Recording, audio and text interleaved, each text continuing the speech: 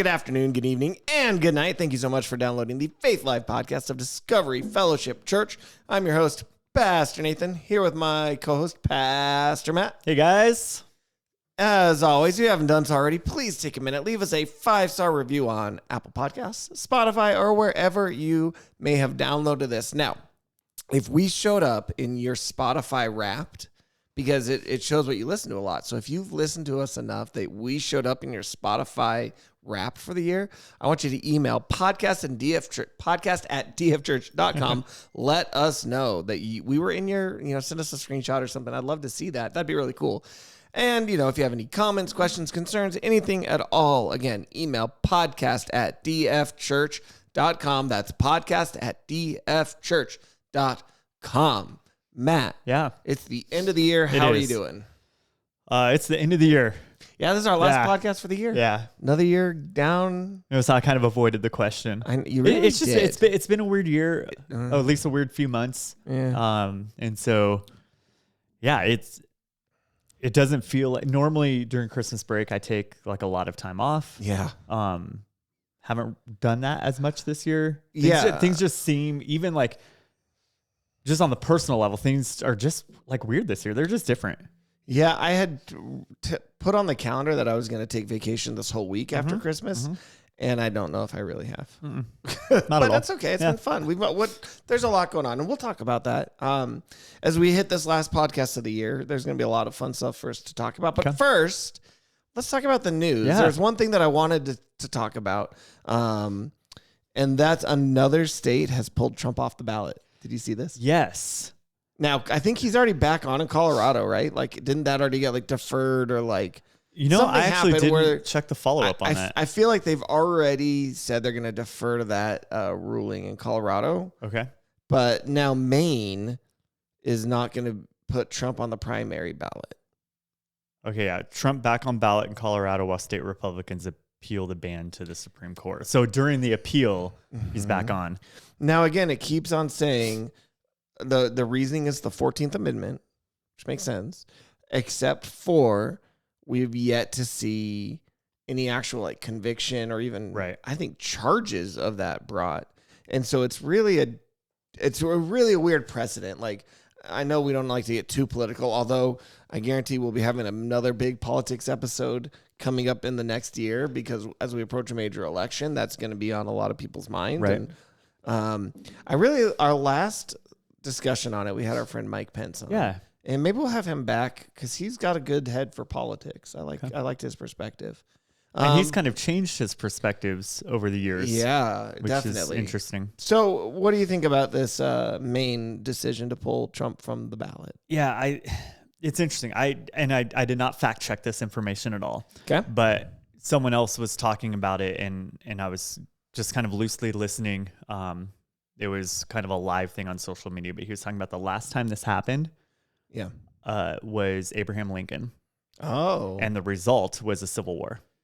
Oh. And so his concern is, are we setting ourselves up for Civil War? For Civil War 2.0. So what? So they blocked Abraham Lincoln from the primaries, from the ballot. Yeah. And again, he didn't go into a lot of details. He was just it was kind of a podcast type thing that they were doing. And he's like, when was the last time this happened? Or when was the only other time in history this happened? And someone else is like, Lincoln is like, yeah, that's right. Abraham Lincoln. What happened? Civil War. And so I was just like, that's kind of interesting.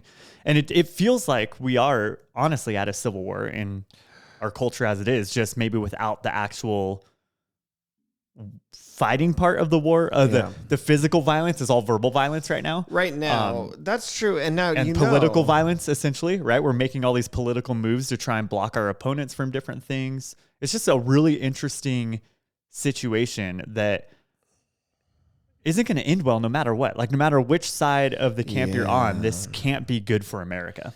So during 1860 election, 10 southern states failed to issue ballots on behalf of Abraham Lincoln because he was opposed to slavery. That was not enough to prevent the Lincoln victory, though. So it did, but that's when we went into... So 10 states said Abraham's not even an option on the ballot. This has happened, and he still won. He still won. Which is pretty cool. So the question is but now what was I wonder what their rationale was. Right. Back then. Well, what you just read was because he. Right. Yeah, but what's the constitutional rationale? Right. Do they have some sort of like right now? At least they're trying to say it's a 14th Amendment issue. So there's a movie coming out from writer director Alex Garland. Okay. He's one of my favorites. He's written some great movies. If you ever saw Ex Machina or Annihilation, or he wrote 28 Days Is that how Later. you say that? Ex Machina. So I say I've never heard it said out loud. I've only seen it like while scrolling through movies, and I'm like, Ex Machina. Ex Machina. Yeah, it's Latin. Deus Ex Machina. And what does it mean? God in the machine. Okay. Now, okay, that this sounds is a like huge our tangent. world today too. So, AI. A Deus Ex Machina. This is kind of a fun thing. It refers to a plot device, and it comes from this idea from a play where you would have a god just show up and like solve the problem. Okay. And it's kind of like a cheap way to just get your characters out of a difficult situation. So you call it a Deus Ex Machina when that happens. For instance, in Avengers, when Captain Marvel just shows up and blows up everything. Ship, and it's like, oh look, and it's just out of nowhere, overpowered. It's just a cheap way to force a plot resolution. Or last year when we did the Genesis themed one shot with our student ministries, and I then quick created a character called Son of Man, right, who basically was Jesus and came in and just absolutely saved the day because they were all getting annihilated by the enemy. That's exactly what it is. So I get it now. It all makes sense. So that was a huge tangent to say there's a movie coming out called Civil War from writer-director Alex Garland. He's British, but it's about a civil war in our country, like an upcoming civil war in our country, and like what happens, and like California splits and Texas splits, and then there's a loyalist states, and there's like 4 different groups fighting it out, and it looks like it'll be a cool movie. But everyone online, like when I say online, I mean like in TikTok land, is like, oh no, these movies are trying to tell us something. All of these things are being there to prep us for it really happening, and it's like it's a little bit conspiracy theorist to say like movies are used as a vehicle to prepare us for planned events. Right. Well, what about like The Simpsons? They get everything right. They get everything right. So has The Simpsons done an episode about an American modern day Civil War? I'm guessing probably. Well, then, you know it's going to happen. Well, here's the thing. The Simpsons have just done so many episodes. It's inevitable that they predicted everything. Yeah, I agree. But let's see. I'm going to look it up because now I'm curious. Did the Simpsons forecast the U.S. Capitol riots? Is what comes back. The internet seems to think so. Well, that's silly. So here's a fun, real quick, back to your news thing. CNN, there's an article on there, and take it for what it is, because news sources aren't necessarily, they all have their agenda. They all have anyway, an agenda. Right? Yep. This one's obviously obvious. But Bellows, who was part of the decision making in Maine, said, "I did not reach this conclusion lightly. Democracy is sacred. I'm mindful that no Secretary of State has ever deprived a presidential candidate of ballot access based on Section 3 of the 14th Amendment. I'm also mindful, however, that no presidential candidate has ever before engaged in insurrection."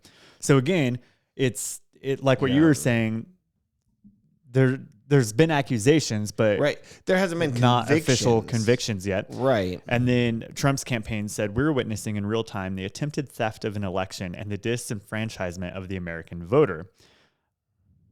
And then the person who wrote this article says, "That claim is richly ironic since Trump is still denying the results of the 2020 election." That's funny. So there's just really all this is just a lot of like fighting back and forth. All right. So here's my question. If there were to be a point where, let's say, a group of states wanted to secede, would it lead to a civil war, or would we just say, okay, bye? Yeah. Like, I wonder, I've thought about this. If we got to a point, like we're already so divided, would we, I mean, I guess it's less about the people. Like it would be the elected officials. Like the president would have, like Biden would have to say, no, don't secede. And then they'd say, but we're gonna, and then they'd fight. Right.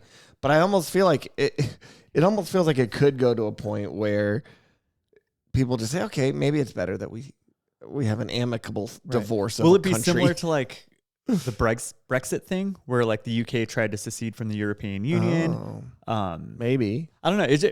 It's all The next several years are going to be really interesting. All right, top state most likely to secede. What do you think? Texas. Yeah. They've always thought they were their own country anyway. Thought they anyway. were their own country anyway, and so why wouldn't they? Right.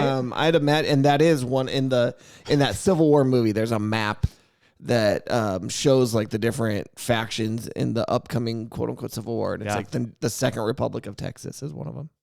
Then there's like the Florida block, and then the Loyalist states are down the middle. Like Colorado's the Loyalist state. Then there's a new Republic of California. Hasn't there? Well, with California, wasn't there a section of California that tried wanted to not be a part of California anyway because they're like the rest of the state, like we they don't identify with them, they don't represent us. They wanted to There's like the more farmy areas of California or something, Farmy? right? Farmy, yeah. Is that the word? Yeah. All right, so here I pulled up this map. This is just kind of funny. All right, so the top states are called the Western Forces. And that includes Utah, Wyoming. Define top states. Northernmost ones. I'll show you the map. But like... that's the Western Forces, and then the Florida Alliance is like the whole South. Then there's the Loyalist states. That's all of the East Coast, and then across all the way to Colorado. Looks like we loyal to who?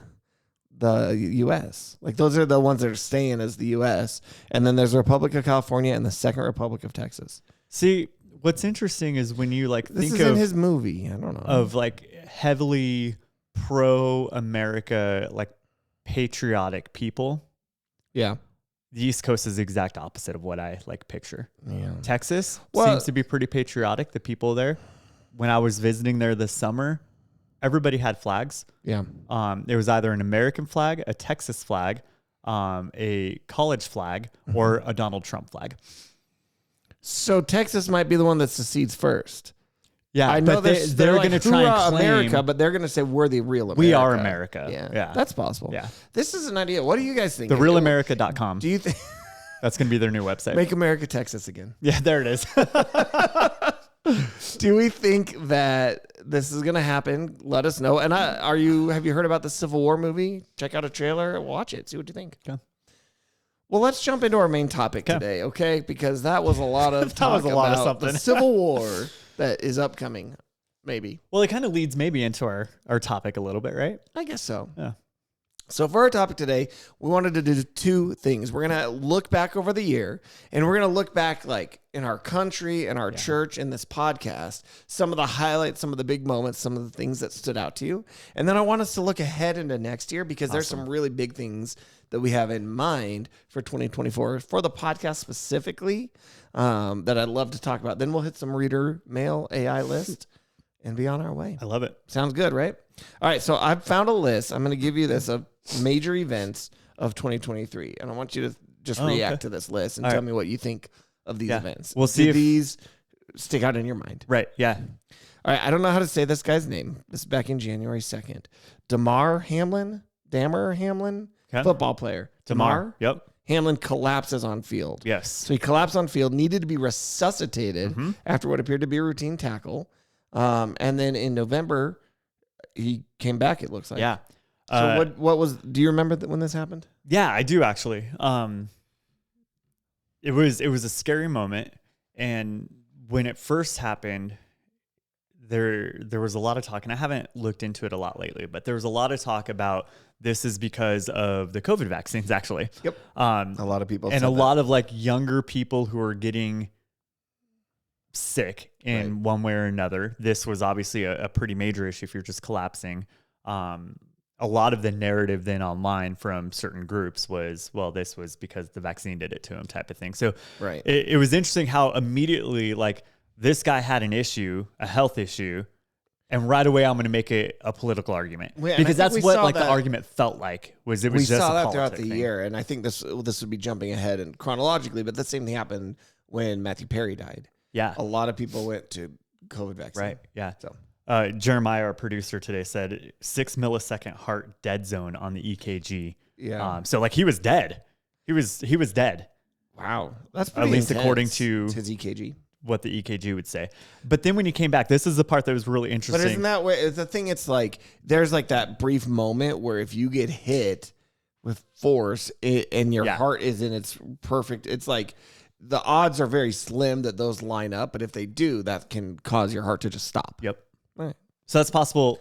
Yeah, I think that's what I had heard Yep. was what they were saying happened. But When he came back, though, this was the interesting part. There were a lot of people that were comparing pictures of him before and after, and like where tattoos are, and like different things. So the conspiracy kept going. So the conspiracy kept going. Of now, this was just like a life model decoy type of thing, duplicate, a double. Yeah. Oh no. Kind of similar to what we've seen a lot in the political realm with like Joe Biden and his ears, people, and his ears and like neck skin and stuff, where like they've shown just certain camera angles from a certain shot with the lighting just right, where it looks like he's wearing some sort of mask. So that was really an interesting moment once he made like his first public appearance back. Yeah. People were like, "That's not the real Damar Hamlin. He died, and this is a cover up." Okay. All right. So that was a significant. Let's just celebrate that the dude's alive. The next one is the House Speaker chaos. It took 15 ballots for Kevin McCarthy to be elected House Speaker in January because he kept getting nominated and rejected. And they were like, are we going to even have a speaker? A speaker. And then they got rid of him. And then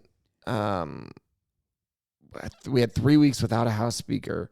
Then Mike Johnson was elected eventually, and he's the current Speaker of the House, right? Yeah, it just seemed like a lot of like they cannot, for the life of them, seem to find somebody to do this, to make it work. Honestly, if as an American, this makes me really like everything in our political realm right now makes me sad because we are entertaining the rest of the world with just the laughing stock that is our politics right now and our government. Definitely. I've even seen people, again, in the TikTok land that you like to talk about sometimes, from other countries who are like, dude, what's going on, America? Like, you realize we're all just looking and laughing at you right now. Yeah, we you are a little bit. All right, next on major events, Bruce Willis diagnosed with dementia. Yeah, that's just sad. That was sad. I mean, there's not much to say about it, but it is pretty sad. I can't imagine that is going to be easy. Okay, this next one was pretty big. Alec Baldwin was charged with manslaughter. Yeah. Accidentally killed somebody. That's got to be the worst. I saw a video where they had gone and they had let him know that the person had actually passed away, and he was really distraught. Like, can you imagine that feeling of like you're filming a movie, you're used to this type of thing, this happens and you accidentally shoot somebody, and then you find out not only that they died, you accidentally just killed somebody. That's got to be, I can't imagine. Yep. It's going to be hard. Yeah. And again, just because of the world we live in, there were 100 different conspiracies about that too. Yeah. And like whose fault it was and whether it was done on purpose or not. Not like the person who died was killed on purpose, but the sabotage of the equipment was done on purpose. And it was just, there was a lot. And again, I go to the family of the person who died and like, dude, just stop. Let them grieve. Yeah. Like, this is sad for them. It doesn't have to become this giant conspiracy theory and agenda stuff. Just let them grieve and like pray for those people and support them rather than just try and make everything about, oh, it was on purpose by this person. And like, I don't know, conspiracy theories. Conspiracy stuff is sometimes get on my nerve. For some reason on my TikTok, I see so many videos of flat earthers, and I'm like, why do you think you need to, like, it's because I'll have a video come up where there's like two people debating. Yeah. And one of them's a flat earther, and I'll be like, oh man, his arguments are so stupid, blah, blah, blah. But then it just thinks that I want to see flat earthers. I'm like, no, get the algorithm. Sometimes. Likes you. All right. Donald Trump was indicted. Okay. In March, the first former U.S. president to ever been charged with a crime when he's indicted by a New York grand jury. The charges involve payments made during the 2016 presidential campaign to silence claims. In June, he became the first former U.S. president to face federal criminal charges. In August, he was charged with a third criminal case in Georgia. So he got a lot of indictments this year. Yeah. Now, depending on who you ask, it's like, yeah, he deserves it, or no, this is just political things. It's a witch hunt to try to get him to not be able to run, because they know that he'll beat Biden this time. Yeah, and it's crazy. Honestly, we've talked about how we feel one way or another about Trump, but it seems a little bit like they are just trying to make sure he can't run, right? Because at this point, like pulling him off the ballot and all these indictments, especially when they're weaker indictments, it's like maybe that this seems really, it does just seem really politically motivated. Right. I don't know. We had a bunch about unions this year. So we had like the writers' strike and the actors' strike. Apparently there was more though. There was the television and movie writers' strike. It was the first time in 15 years. And then in September, I did not hear nearly as much about this one, but unionized auto workers went on strike in Detroit. Yep. So I don't. That was a big one. I didn't. That's so funny. I didn't hear a single thing about that one. Yeah, 2023 seems to be the year of the strike. So for like our big unions, right? Yeah. Did that strike resolve the auto worker one? It did. I'm trying to remember what government stepped in, if I remember correctly. Interesting. To make things. Oops, sorry. I just squeaked to the microphone. Yeah, I'm trying. I don't remember exactly what the final result was. I'm reading more. Joe Biden hit the picket lines in an unparalleled show of support by a modern president. The United Auto Workers reached deals with General Motors, Ford, and Stellantis. Who's Stellantis? By the end of October, securing raises for workers in American factories. There you go. So they figured it out. Yeah. In June, missing submarine. Right. Do you guys remember how for days that's all we're talking about? Like, are they going to be alive down there? Right. Are they slowly running out of oxygen? And turned out they died pretty quick. Yeah. That's really sad also. That one was crazy because there's a lot of like churning and conspiracy about that. Everything just has churning and conspiracy. Everything has churning. That is what I'm seeing. So the top news story of 2023 was churning and conspiracy. Okay, what about Twitter becoming X? That's just dumb. It is dumb, and everybody just calls it Twitter still. Yeah. So why even bother? Elon, you kind of did something blew it dumb on that there. I think that's dumb. This one was fun. Barbenheimer was when the Barbie movie and Oppenheimer came out, and people are like, let's do a double feature. You go see both. Barbenheimer, and it became massively successful. Barbie becoming a $1 billion hit, the highest grossing film of the year. And Oppenheimer did really well. Also, I don't have its exact stats. Yeah. Both those movies did great. Yeah. It's kind of fun. Yep. Well, here's the thing. In a year where there's a lot that are doing very terribly. Right. Like Disney is going to lose well over $1 billion. Warner Brothers is struggling. The comic book movie might be dead. Mm-hmm. I don't know. Movies in general are just struggling, and it's really sad because I love movies. I love going to the theater specifically. Yeah. I just went. We saw Wonka. It was awesome. Mm-hmm. And so seeing how that is just, you're having some movies do really well and then some massive flops. It's just been a hard year for that industry. Yeah, it has to be an incredible movie, I think, to be successful in theaters in our culture today. And maybe that'll be the future. It'll be just kind of these big tentpole, really well-made things that are, and you have a lot less. Like instead of these big, for the biggest time, it was like, it's kind of funny. It's kind of gone one way and then back the other. Because for a while, it was like you'd go to a theater, they'd have one screen or two screens, and you'd have a few of those all around town.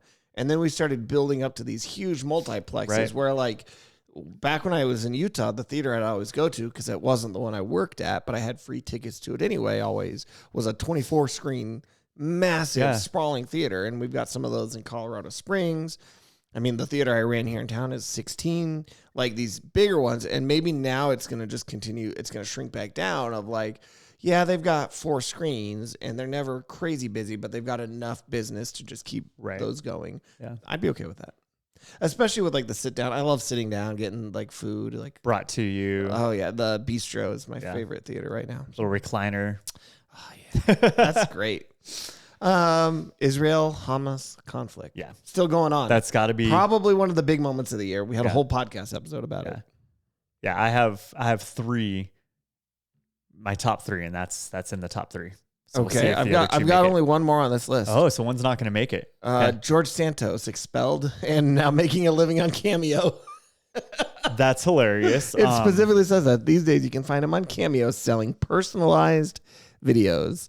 George Santos, the freshman New York Republican, most famous for lying about nearly every part of his backstory, was expelled from the House of Representatives after a blistering ethics report.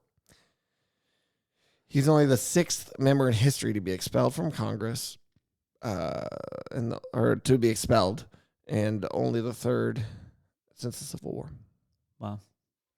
So the other 2 I was thinking might show up. One of them didn't start in 23, but it continued and had big moments in 23. That's the Russia-Ukraine war. Oh, yep. I know we're like 2 years into it now, but there were some key. Going? It is. Yep. Yeah, there were some key moments this year that I was expecting, and the Hawaii fires.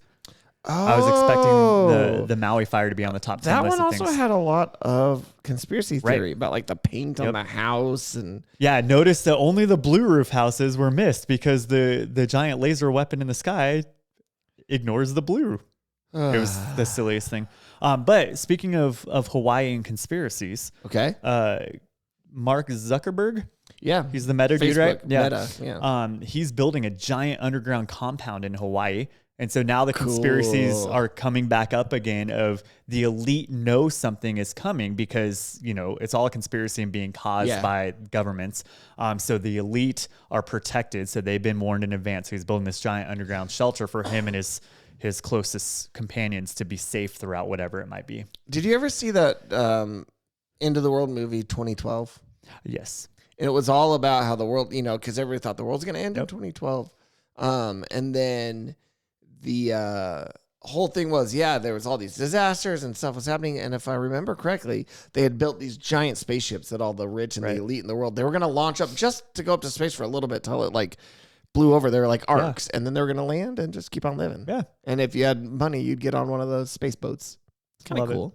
So maybe that's what maybe it's not an underground compound, but it's an underground launch site. Yes. That'd be sweet. Yeah, like in Marvel when like the ocean like parts for their ship to come out of it. So the world's gonna start ending, and Zuckerberg is gonna just launch Just a little like a little pod out of that compound.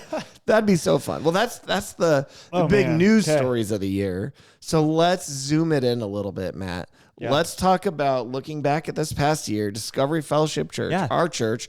What are some of the big moments that you think, good and bad, have happened in this last year? Yeah. That's a big question. There's a lot. You know, I think through a few of the things that has happened in like our next gen ministries, our children's director, Mickey has, we stopped buying like pre-canned curriculum, and are just creating it in house. So he spent a lot of time this year creating the curriculum, which has been awesome to see, and have something that's just, it's made specifically for our culture here, which is really cool. So that's been neat. You know, a couple other big events that we've done. It was super fun doing like the caroling, not a lot of people.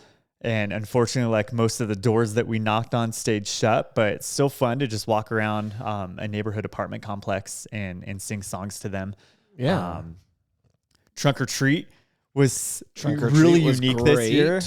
Kind of a highlight because of how we had to pivot. It ended up being every year we've done it so far, the weather's actually been pretty mild and at least tolerable. This year, we've had like the warmest December, I think, since I've lived in Colorado, which is 15 plus years, something like that. And so you would think that our fall was pretty warm too, but no, we decided to have a blizzard during our Trunk or Treat event. Colorado weather decided. And so we actually pivoted and brought everything indoors. So instead of like setting up the trunk of our car, we would just put like a table in our youth room. Right. So it was so hot and stinky and so many people walking through the space, but it was super cool and just kind of a fun, unique way to pivot. It was kind of fun. Did I tell you I was I think it was on Reddit. There was a post, and it wasn't in Fort Collins. This was just a generalized post about people were saying what Halloween felt really dead this year. Like there was no kids out trick or treating, all this stuff. And a significant amount of the comments blamed it on trunk or treats. They said because there's trunk or treating, nobody wants to go out actual trick or treating because they're all going to these other events first. And my thought was like that. First of all, we had a lot more. Like we had a really good Halloween in terms of kids being out and like houses being like turned lights on and stuff like that. And so I didn't experience that. Yeah, our neighborhood was great this year too. If I was a kid, I would think you'd want to get as much candy as you can. Right. Like do it all. One of those is not going to stop you from doing the other. Right. Anyway. Right. Do you have any Halloween candy left in your house? No. Oh, we do. I don't let my kids eat a lot of candy. Oh, we do. And so like they get a couple pieces a week. we also eat a lot of their candy. Yeah, you do. Yeah, we do. I mean, we have some here's the Halloween thing. candy right here still. Asa doesn't know what's in his bag anyway. He's like just happy to get whatever he gets, and so, yeah, I don't know. All right. So what else has happened? What else jumped out in 2023? We had, well, this isn't really new, but we had a great VBS. Yeah. I love our VBS program here at Discovery. I think it's great. We had, here's something that jumps out at me. Our Good Friday service, we completely reconfigured the sanctuary and we did Good Friday in the round. Yeah. Remember that? That was really cool. That was a good highlight. That was a highlight for me. I liked that a lot. Summer camp with our youth was great again. A low light was we didn't do the Mexico mission trip. Yeah. Just because we didn't have enough signups because again there was conflict happening, and so there was some fear of like let's not do that international travel into Mexico. Yeah. Shine, our Shine ministry is continuing to serve our community in really cool ways and like find ways to reach out to people. We've had some families who've fully engaged in Discovery life outside of Shine who started just coming onto our property for that monthly Shine pantry, and now they've engaged in our weekly worship services and trying to find ways to get involved. So that's been really cool. And then looking back, Rick preached through Ephesians and Philippians this year, which was great. And you and I got to do a couple mini sermon series as well. Yep. We did a community one. Yeah. And then what was the other one we did, man? Amos? It was Amos, and that was like the Chasing Shadows. That was like a couple parts. And I was able to preach a few of the sermons in the Ephesians series. That was also fun really as fun. well. Yep. So I think obviously the most fresh in our minds of what happened in Discovery this year was we had as we approached 2024, we had our elder team looking at our and we started prepping budgets. It became apparent that we would have to make some cuts to our payroll specifically, that was just too large of a number compared to the rest of the budget. And so going through some staffing changes, unfortunately, right at the end of the year, which is the worst time to do it. Right. But at the same time, the congregation had to approve this other budget. They didn't have to approve this budget. The congregation approved a budget. Right. And so as elders, they had to then make some very difficult decisions. So now we're down 2 staff and trying to figure out what we do next, how we move forward, what that looks like into the next year. So that's kind of the most recent, probably memorable moment of the year. Yeah. Yeah, it's a sad one. And obviously things are going to be a little weird for a while and just different. Yeah. As we kind of figure out, I mean, it's kind of the same phrase we used coming out of like COVID, right? We have to figure out the new normal. Yeah, I kind of got tired of hearing that phrase. Yeah, you did. I didn't like it. Everybody This is the new normal. This is just the new normal. Yeah. And it's like, whatever. But I mean, it is, right? Every day is a new normal, right? As you yeah. continue to grow and do things differently and evaluate. I mean, that's kind of like our relationship with Jesus, right? We're continually growing. And so we're experiencing this new life in Christ on a daily basis. So there's a new normal every day. I love it. Sometimes they're better than others, though.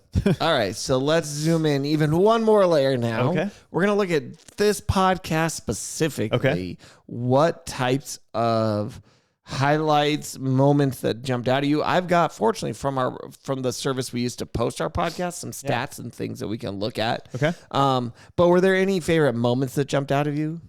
I think there were a few where kind of like impromptu based upon the discussions that we were having, we were able to like kind of clearly share the gospel through this. And I think those are always highlights. Anytime, the focus is put on Jesus and what he's done for us, that's a huge, huge moment. Having some of our guests on, I always enjoy. And, it's less of you and I just kind of talking. Rabbi Jack was probably a huge one as we talked about this conflict with Israel and Hamas. And he brought in a different perspective for us to think through and pray through and biblically evaluate how we respond to what's going on. And it was kind of refreshing because he has this sense of joy and like contentment, knowing that, man, God's still in control of it all. And so we pray, we do what we can to support God's people. And in the midst of all that, we know that he is in control. And so it's a super that was probably my favorite podcast we did this year. I really liked that one. I liked all our missionary episodes as well. We had our 100th episode, right, with Brady Shearer, where we talked about social media, and that was really fun. I think my favorite moment was last week when I came up with the term Matt GPT. Matt GPT, let's go. That just still makes me laugh. But I can tell you, all right, so stat-wise this year, 103 episodes that we released this year. Okay. Which that's pretty good because our sermon comes out. We have as 2 feeds, right? Each week as well. But we grew 167%. So thank you, listeners, for taking the time to spend with us, to listen to this, to share with others. We really appreciate that. Yeah. Our top episode was the episode of the Rabbi Jack. Okay. Finding that doesn't clarity surprise amidst me. the chaos in Israel was our number 1 episode. Number 2, and this is hilarious, Ready, Set, Move, VBS 2023, which was just the recording of the sermon that you preached right after VBS. Now, I think that probably just shows up a lot as churches are looking for, because it was Orange Curriculum provided VBS. Yeah, so they provided the theme for VBS, and it was called Ready, Set, Move. And each year after VBS, we do kind of like a highlight recap thing for our congregation. Right. And each year I have the opportunity to kind of preach through some of the key themes that we taught the kids. Yeah. Obviously kind of repackaging it all to fit all ages and preach to adults as well. And we do ours right at the beginning of summer every year. Right. And so my guess is a lot of people then, other like children's pastors or youth pastors who were in charge of preaching after their VBS later in the summer, were searching to get ideas, which is great. I love that as the church, we can help each other out that way and, encourage each other and be a resource for each other. Because like the way I look at anytime I preach or share anything, like I don't own any of it. I don't own my words. Like it's all a gift from God that he's allowed us to share. And so if we can, as fellow church leaders, equip each other that way and resource each other and bounce ideas off each other, I love it. I also real quick want to correct myself. Yeah. That was not episode 100 with Brady Shearer. We have not hit episode 100 No, that was yet. 50, right? That was episode 50. That was 50, okay. I was thinking as I said it, that sounded too high, and I double-checked myself, and that was way. So that was our number 2. I'm just going to give us our top 5 in terms of downloads episodes. Number 3 was How Should a Christian Handle Conflict? Okay. Number 4 was Balancing Family, Work, and Ministry. Yeah. That was the one that we had. Wasn't that the one with Mickey and Morgan? Yes. On it? Yes. So we had our children director and his wife? No. Well, is that not it? Jeremiah is saying no. Our producer's saying no. I'm going to look back at that episode. That was episode 50.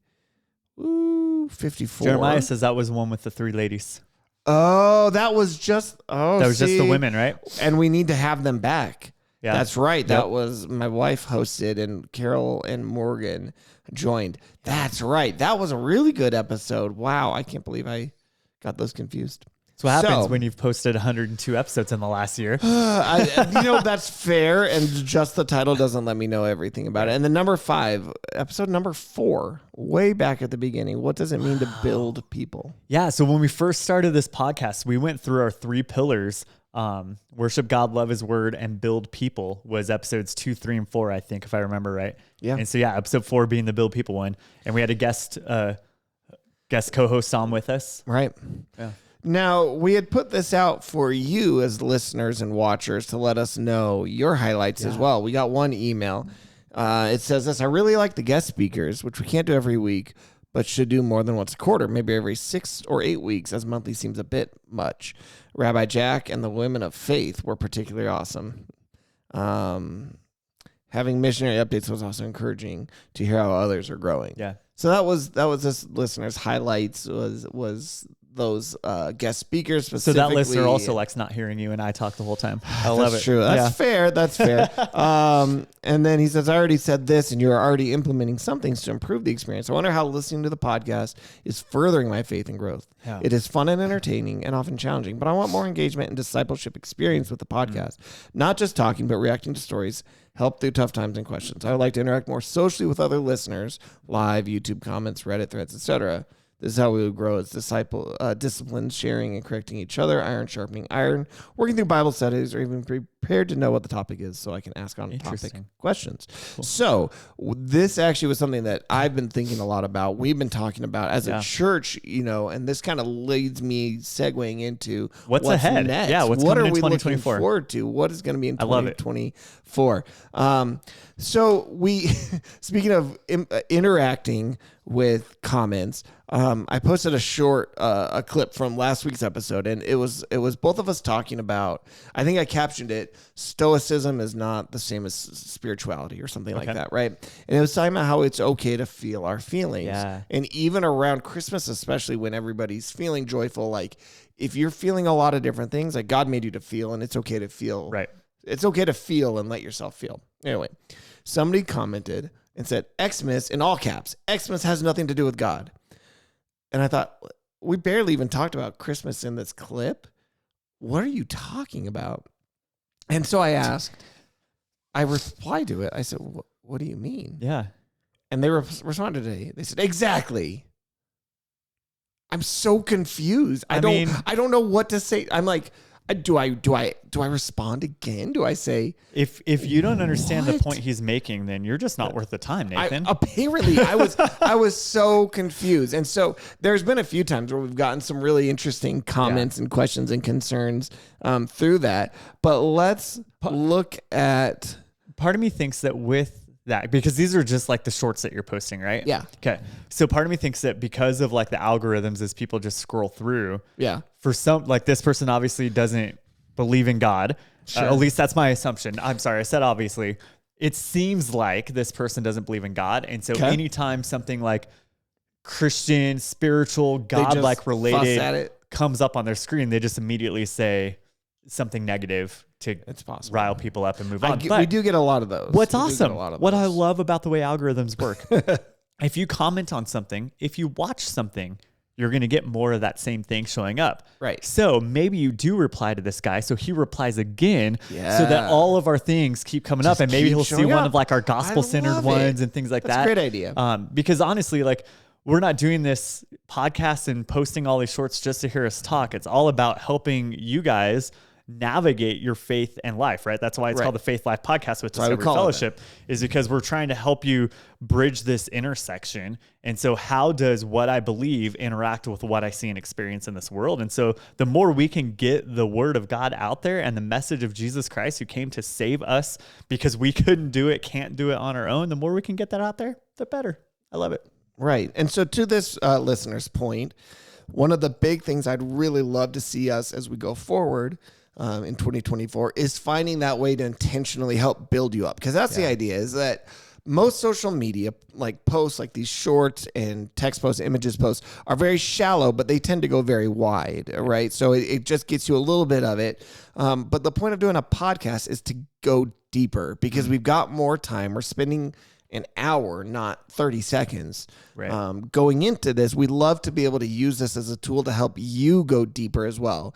So some of the things that we're going to be introducing, some new segments, for lack of a better word. One of the things we're doing as a church, but what's really great is that this is open for anybody. You do not have to attend Discovery Fellowship. You don't even have to live near us. One of the things that we do every single year as a church is we will, with as many as want to, read through the Bible in a year. So we'll use the YouVersion app, the Bible app, and say, read through the Bible in a year with us. And the reason we use that app as opposed to like a paper printout or things like that is A, it can go even wider than the church. And B, it allows discussion to happen throughout the week. Yeah, there's a built-in like huge component. Not chat feature per se, but like conversation. Message board, whatever you want to call it. At the end of each day's reading, there's a spot for you to type whatever you thought about that day's reading, and then other people can respond, and you can actually build each other up. I love it. So one of the things we're going to invite you as our listener, again, even if you don't ever attend our church, that's fine. Check the description of this podcast. There's a link to join that, because each week on the podcast, we're going to be talking about things that jumped out from that week's readings, as well as maybe going into some of the comments. We'll keep them anonymous, especially answering some of the questions that are posted, maybe. And so that's a really good spot for if you have questions about what you read, you can post them there. We'll be talking through that and talking and using this as a way for us to kind of grow together in the Bible. Yeah. One of the other things I'm really interested in doing is starting to also get in some perspectives from outside of our church so that we can reach into our community. And so I was talking with somebody here at the church this week about this, actually, about what it would look like for us to take some of the questions of the week, or maybe the topic of an upcoming week, and go out into our community and just get some thoughts from our people. So going down to Old Town or somewhere like that and saying, let's say 1 week we're going to be talking about the end times. I know we already did a huge podcast about that, but let's just say hypothetically. And so we go out and we say, hey, what do you think about the end of the world? What is your perspective on Christianity? I love that. And things like that with regards to this topic, and just getting a little bit of an interaction into our community to actually help maybe provide some clarity to people who really don't have those answers yet. That's awesome. So those are two of the really big things that I'm planning on implementing into this podcast. But let us know. Email podcast@dfchurch.com. That's podcast@dfchurch.com. It's also in the description below. Let us know what you think about that. If there's any thoughts you have about those. That's awesome. I think we're also, to start this year, we had briefly talked about it, so I don't know if you've confirmed it in your mind and heart or not. But like this Sunday, yes, I'm going to be preaching on like steps to a new you type of thing, right? Because Scripture says if anyone is in Christ, he's a new creation. So what does it look like to be in Christ?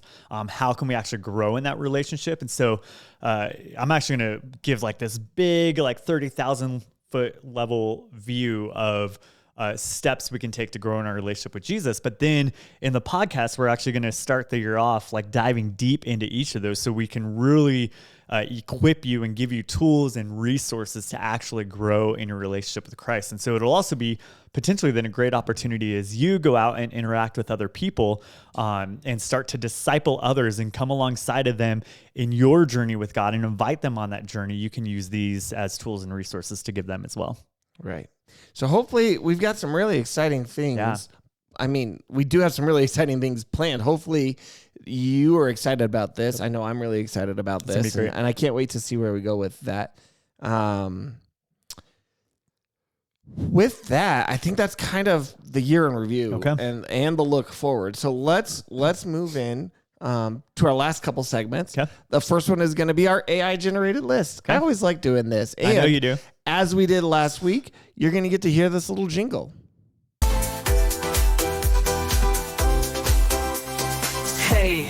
Hey, it's the Faith Life Podcast. Pastor Matt and Pastor Nathan, you know they bring the laughs. ChatGPT, yeah, it's AI on the beat. Generating funny lists, making us all feel so neat. Funny lists we can't resist. ChatGPT, your comedy genius. Lifting our spirits one joke at a time. Faith Life Podcast, gonna make you smile. All right, that was our new jingle. Love it. And if you're watching it, you got a special little treat. We had an AI-generated piece That of was art something, wasn't of it? us talking to ChatGPT. Now, I should show you at some point the different iterations that it went through, because AI kind of struggled sometimes. Finding consistent character design is one of its difficult things. But in spite of all that, here we are. I had AI give us the 10 worst hypothetical New Year resolutions for biblical characters. So, because none of them would have actually made New Year's resolutions, but if they were going to, what would be the worst ones they could make? Okay. All right. Oh my goodness. Well, is this really a resolution? Number 10, Lot's wife. Look back more often. Is that like a thing you would do? Considering her fate for looking back at Sodom, this would be a particularly poor resolution. Okay. Yes, I get it. We're looking at the absolute worst decision. Now, The worst one. here's the problem. She only had the chance to look back once. Right. So what does it mean to look back? Look back on your life. Like reflect more. But Right, then but- if she's literally looking back and But she was told not to look back, Right, and she right, looked back, and right. then All right. yeah. Number 9, Eve. Her resolution could be take up gardening. Given her outcome of the time in the Garden of Eden, this might not be the best hobby for her. Dude, these are kind of low blows. Number 8, Wow. Goliath. underestimate your opponents. Why would you ever make that as a resolution? Underestimate your opponents. Well, that's the point. These are the worst resolutions guess so. As you he can learned make. in his encounter with David, underestimating your opponent is not a wise strategy. Yeah. That's true for anybody. Never underestimate your opponent. anybody. Number 7, Lazarus. Live each day like it's your last. That's pretty funny. After being raised from the dead, this resolution might be a bit too on the nose. Wow. But see, all right, so here's my point. That one is like a resolution somebody might make. Live each day like it's the last one you've got. Yeah. That is a resolution you might make. The whole YOLO thing, right? Underestimate your opponents is not a resolution you would ever make. Yeah. All right. Number 6, King Solomon. Simplify my life. That's a real resolution he might make. Fewer wives. Known for his wealth and wisdom, simplifying his life might mean giving up the very things that made him renowned. Yeah, fewer wives might be a good start. I mean, let's just start there. Only the one new wife this year. Yeah. Highly recommend one wife, period. Oh, goodness. Number 5. Okay, again, maybe. All right, hang on. For the top 5, I'll just tell you the resolution. You tell me who it is. Oh, okay. That's fine. All right. So this is a couple. Try new foods. Who might this be the worst resolution to make? Well, I was thinking Adam and Eve. Adam and Eve. This resolution did not go well the first time, considering the incident with the forbidden fruit. The incident. That's what we're going to call it now. We're going to call that the incident. Oh, my goodness.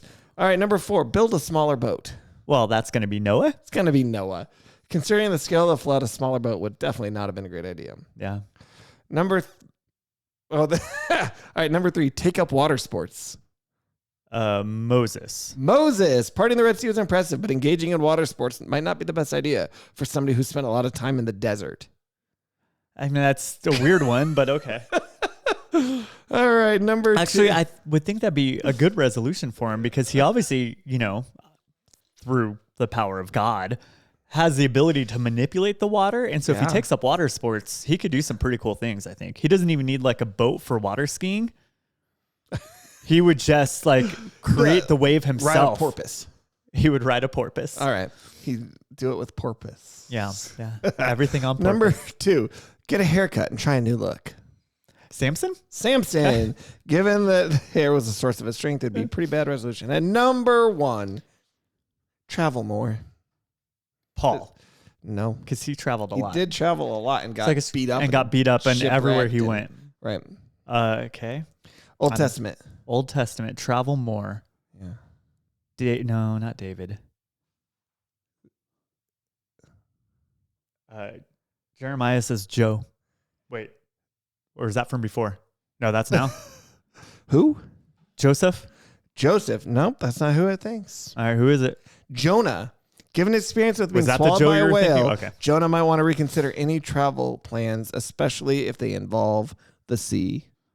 All right. I mean, really, the bad resolution would be run away from God more, because that's why he was swallowed by the big fish, right? He was told by God to go do something. He was like, I'm not doing that. I don't like those people. All right, fine. I'm going to send a big fish to eat you. Which, by the way, is the biggest flex move, I think, ever, right? Why? Because it's like, hey, God, I'm going to not do what you say. Okay, I'm going to send a big fish to eat you. We'll see how you feel after that. I was listening to somebody talk about Jonah, and I don't know if we've talked about this. They were talking about how even what seemed like the selfless move when he says, fine, just throw me overboard, is actually not that at all. Because really, Jonah's whole point was to get away. And he's like, fine, I'm going to die. Right. Then what are you going to do, God? Yep. I will die. I did have... So it was more of a selfish move in that moment. I will say, I had ChatGPT create a single graphic that encompassed all of those resolutions on its list. Okay. I'll put that on the screen too. So this is a good week for if you're a...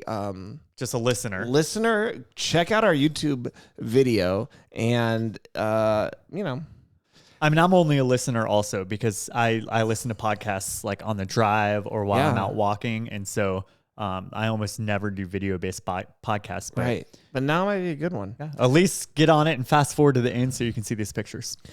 All right. Well, that's our AI list. Let's wrap up this year with some listener mail. Yes. We got some different people writing in. Okay. I'm so excited. Love it. Hallelujah.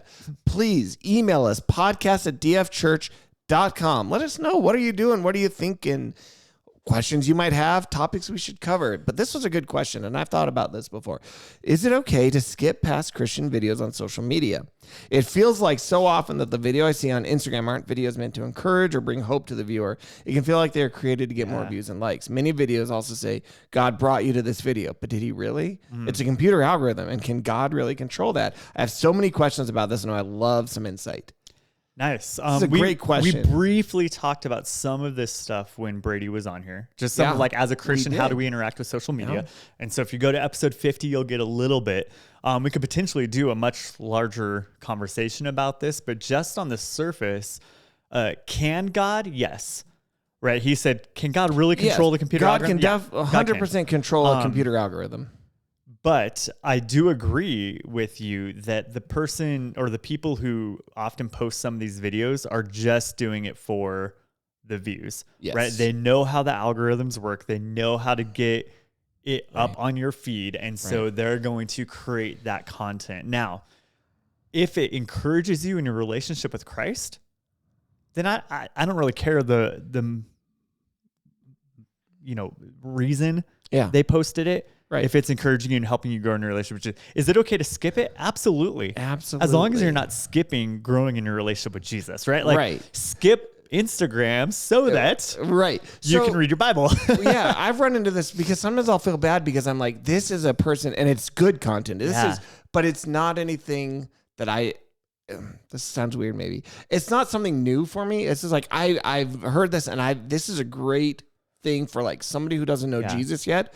This would be great. And so sometimes I'll just let it play even if I'm not watching it because I'm like, I want this to go bigger, even if it doesn't impact me personally. I know that this can hit really well for some people. And if you're a Christian content creator, it's like, I want that to go wide. And sometimes I do feel kind of bad, like, oh yeah, this is really good what you're making. I don't really want to watch this right now. Right. I assume this person is Christian based upon the way that they're asking these questions. And so my thought with the whole thing of social media in general is, are you skipping those and stopping on other things that aren't necessarily healthy for you? Because if so, then sure, that's when you should feel convicted about that, and that's a problem. If you're skipping it, but you're stopping on other things, like I will almost always skip the ones that start off with "Stop scrolling. You were brought here for a reason." Nope. Like that one right away, I'm gone on. It doesn't matter what you put at the end. If you're starting your post with that, I'm the guy who scrolls on. But that's probably my pride, right? Don't tell me how to live my life. I'm not going to stop scrolling because you told me to. But yeah, like social media can be great. Social media can also be devastating. It can be addicting. It can lead to a lot of issues. It can show you things that you probably aren't. It's probably not healthy for you to be looking at, listening to, watching, whatever it might be. And so you need to use great discernment over how you use your social media. But don't feel bad for what you're skipping. Right.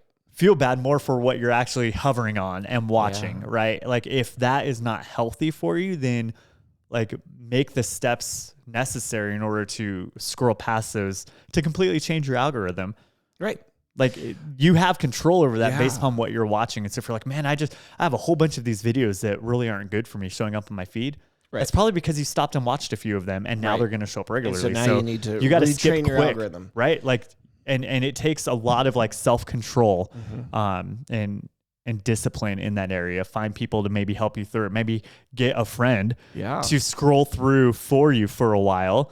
I like that. That's cool. Like that's just a fun way where it like retrains your algorithm for the things that you actually want and need to see. Yeah, and if you want, like we've mentioned, we had a whole episode with Brady Shearer where we talked about, as a Christian, how to practice good digital hygiene. Specifically, definitely go check out episode 50 of our podcast because we go into a lot of detail on it there as well. Awesome. Well, we will see you next year. Again, thank you so much for taking the time out of your day to watch, to listen, to interact with us. We really appreciate it. We couldn't do this without you. So thank you again from us at the Faith Life Podcast. So much thank you, and we will see you next week. Bye, guys. Happy New Year. Next year. I said next week. See you next year. And year at the same time. See you next year.